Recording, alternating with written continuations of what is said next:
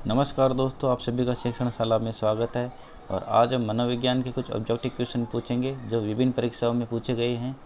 और मैं समझता हूँ ये क्वेश्चन आपके एग्ज़ाम की दृष्टि से बहुत महत्वपूर्ण होंगे, जो कि आपको कहीं ना कहीं आपको समझने में और एग्ज़ाम में किस तरह से प्रश्न आते हैं विभिन्न परीक्षाओं में, तो इसका एक पैटर्न पता चलेगा।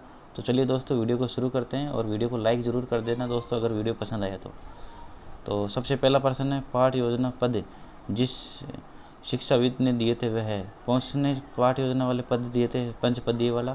तो J.F. हर्बर्ट ने। अगला प्रश्न, निम्न में से कौन सा शिक्षण सूत्र नहीं है? तो कौन सा शिक्षण सूत्र नहीं है? अज्ञात से ज्ञात की ओर। बाकी ज्ञात से अज्ञात की ओर होता है, प्रत्यक्ष से अप्रत्यक्ष की ओर होता है, और पूर्ण से अंश की ओर होता है। देखना दोस्तों, एक प्रश्न आपको शिक्षण सूत्रों से हमेशा मिलेगा, चाहे हिंदी में मिलो या संस्कृत में मिलो या साइकोलॉजी में मिलो। शिक्षण सूत्र से एक क्वेश्चन हमेशा आता है, तो शिक्षण सूत्र को हमें ध्यान से पढ़ना है। उद्देश्य के आधार पर शिक्षण का प्रकार नहीं है, हमें नई पे ध्यान रखना है। एग्जाम में हम नई पे ध्यान देते ही नहीं और हमारा क्वेश्चन गलत हो जाता है। तो कौन सा नहीं है? चिंतन वाला नहीं है। बाकी ज्ञानात्मक, भावात्मक और क्रियात्मक, ये तीनों ही किसने दिए थे? ज्ञानात्मक, भावात्मक, क्रियात्मक ब्लूम ने दिए थे। अगला क्वेश्चन पर चर्चा करते हैं। भावात्मक पद का अंतिम स्तर कौन सा होता है? भावात्मक स्तर का अंतिम स्तर मूल्यांकन होता है। शिक्षण प्रक्रिया में किसे आश्रित कहा गया है? आश्रित किसे कहा जाता है? आश्रित छात्र को आश्रित कहा जाता है। आधुनिक शिक्षण अधिगम प्रक्रिया में शिक्षक की भूमिका क्या होती है? एक सीखने हेतु एक सुलभकर्ता की शिक्षक की भूमिका होनी चाहिए। वह बच्चों को हमेशा सुलभकर्ता वाला कार्य करना चाहिए। शिक्षक को शिक्षा का अति महत्वपूर्ण उद्देश्य होता है। कौन सा होता है शिक्षा का अति महत्वपूर्ण? बच्चों का सर्वांगीण विकास करना, ये सबसे महत्वपूर्ण है शिक्षा का उद्देश्य। अगले प्रश्न पर चर्चा करते हैं। शिक्षण अधिगम प्रक्रिया को प्रारंभ करने से पहले एक कुशल अध्यापक को क्या करना चाहिए? एक कुशल अध्यापक को अधिकम परिस्थिति उत्पन्न करनी चाहिए। जब अधिगम परिस्थिति उत्पन्न हो जाएगी तो शिक्षक कुशल, शिक्षण कार्य कुशल होगा, छात्रों को समझने में आसानी होगी और शिक्षण कार्य रुचिप्रद होगा। अगला प्रश्न, निम्न में से आगमन विधि का कौन सा पद नहीं है? एक प्रश्न आगमन या निगमन से हमेशा परीक्षा में पूछा जाता है, तो हमें आगमन निगमन का हमेशा ध्यान रखना है। तो परिकल्पनाओं का निर्माण करना, ये आगमन का नहीं है। तो विभिन्न उदाहरणों का प्रस्तुत करना, ये आगमन का होता है। अवलोकन करना, ये आगमन का होता है। और सामान्यीकरण, ये भी आगमन का होता है पद।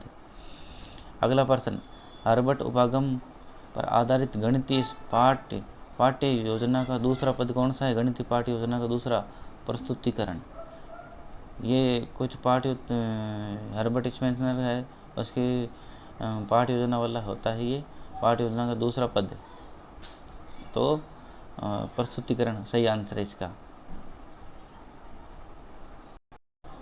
अगला प्रश्न, निगमन प्रणाली का तात्पर्य क्या है? निगमन का है पहले नियम बताना, फिर उसकी व्याख्या करना। और आगमन का क्या है? पहले उदाहरण देना, उसके बाद नियम बताना। अगला प्रश्न, आगमन विधि में छात्र अग्रसर होते हैं। क्या होते हैं छात्र?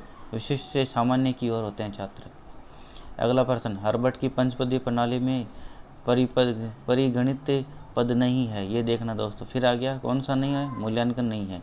बाकी प्रस्तावना है, प्रस्तुतिकरण है, उद्देश्य है। मूल्यांकन वाला किसने दिया था?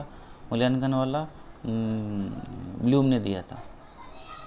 अगला प्रश्न, भारत के संविधान की विशेषता है। ये प्रश्न किस प्रकार का प्रश्न है? एक ज्ञान वाला प्रश्न है, ज्ञानपरक प्रश्न। अगला प्रश्न, विज्ञान शिक्षण की वह विधि जिसमें विद्यार्थियों को एक खोजी के रूप में कार्य करने का अवसर दिया जाता है। क्या कहलाता है? ये ह्यूरिस्टिक विधि।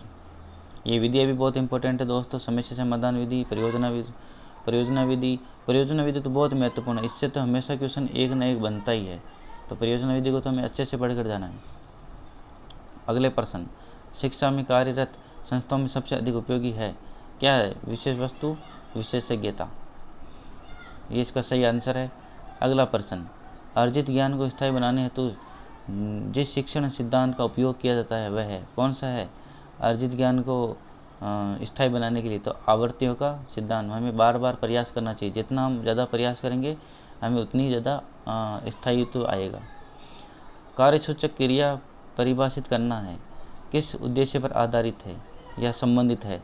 तो ये है ज्ञान से संबंधित। ये क्वेश्चन ब्लर हो गया, इसको छोड़ देते हैं, अगले क्वेश्चन पे चलते हैं। अगला प्रश्न, सामाजिक अध्ययन शिक्षण का राष्ट्रीय पाठ्यक्रम बनाया है। कब बना राष्ट्रीय पाठ्यक्रम? 2005 में। कब बना था? 2005 में। अगला प्रश्न, भारतवर्ष में सामाजिक विज्ञान पढ़ने के लिए पाठ्य योजना किस आधार पर बनी है? तो किस पर बनी थी ये हर्बर्ट की पंचपदी प्रणाली पर बनी है पाठ्य योजना। अगला प्रश्न, शिक्षण को रोचक एवं सार्थक बनाने के लिए सबसे अधिक महत्वपूर्ण है क्या है? दृश्य श्रव्य सामग्रियों का। जितना अधिक हम दृश्य श्रव्य सामग्रियों का प्रयोग करेंगे शिक्षण उतना ही रुचिप्रद होगा, क्योंकि हमारे मस्तिष्क में दृश्य पटल में जो भी हम चैप्टर या जो भी हम पढ़ा रहे हैं वह हमारे मस्तिष्क में अधिक स्थायित्व प्राप्त करता है अगर हम दृश्य श्रव्य सामग्रियों का अधिक से अधिक उपयोग करेंगे तो। अगला प्रश्न, हाँ दोस्तों एक चीज़ ध्यान रखना, दृश्य श्रव्य सामग्री या श्रव्य सामग्री या दृश्य सामग्री, श्रव्य सामग्री या दृश्य श्रव्य सामग्री, इनमें से एक प्रश्न हमेशा आता है। पिछली बार रीट 2018 में प्रश्न आया था, रेडियो किस प्रकार की सामग्री है? तो रेडियो श्रव्य सामग्री है। अगला प्रश्न, अध्यापक के व्यावसायिक उन्नयन के लिए उपयोगी है। क्या उपयोगी है? निरौपचारिक शिक्षा। शिक्षण में कितने प्रकार का सहसंबंध है? ये प्रश्न फर्स्ट लेवल में पूछा गया था पिछली बार। तो रीट में इसमें कितने हैं? शिक्षण में 3 हैं। अगला प्रश्न, शिक्षण की क्रिया में अध्यापक के द्वारा सबसे पहले क्या बताना चाहिए? शिक्षक के द्वारा सबसे पहले क्या बताना चाहिए, क्या बनाना चाहिए? पाठ्य योजना बनानी चाहिए शिक्षक के द्वारा सबसे पहले। प्रस्तावना, प्रस्तुतिकरण, तुलना और संबंध, सामान्यीकरण और प्रयोग किसके सोपान है ये? तो ये है हर्बर्ट स्पेंसर की पंचपदी है उसके। ये मैंने पहले ही बताया था, हर्बर्ट स्पेंसर बहुत महत्वपूर्ण है। विभिन्न परीक्षाओं में इससे प्रश्न आए हैं और हर्बर्ट से तो हर बार प्रश्न आएंगे। अगला प्रश्न पर चर्चा करते हैं। निम्नलिखित में से कौन सा कथन शिक्षण के बारे में सत्य नहीं है? नहीं पर ध्यान देखना फिर से। तो कौन सा नहीं है? शिक्षण अनुदेशन है, बाकी ये गलत है। बाकी शिक्षण में सुधार किया जा सकता है, शिक्षण औपचारिक अनौपचारिक होता है, शिक्षण विज्ञान के साथ साथ कला भी है, तो ये गलत है, शिक्षण अनुदेशन है। अगला प्रश्न, परिवार एक साधन है, ये किस प्रकार का प्रश्न है? अनौपचारिक प्रश्न है, अनौपचारिक शिक्षा का है। तो इस तरह से दोस्तों आज हमने शिक्षा मनोविज्ञान के कुछ महत्वपूर्ण ऑब्जेक्टिव क्वेश्चन करे हैं जो विभिन्न परीक्षाओं में पूछे गए हैं, और मैं समझता हूँ ये वीडियो आपके लिए बहुत हेल्पफुल होगा। तो आज के लिए दोस्तों इतना ही, फिर मिलेंगे एक नई वीडियो के साथ, नई चैप्टर के साथ। तब तक के लिए नमस्कार, जय हिंद, जय भारत।